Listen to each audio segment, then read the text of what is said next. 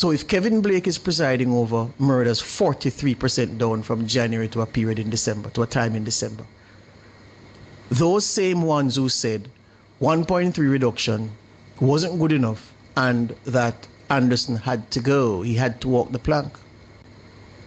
What's the date, time, and venue for your coronation of Kevin Blake as king then? Because he has presided over 43% down in a longer period of time than Anderson, according to your narrative, failed at.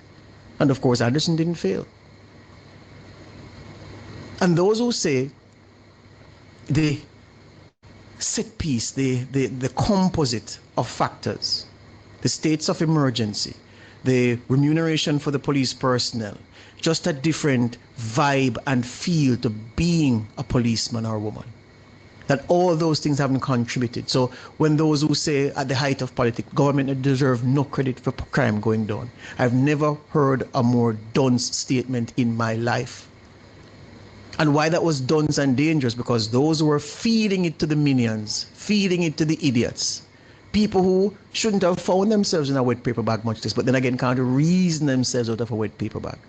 A sensible people were telling you all to think that way and to say those things.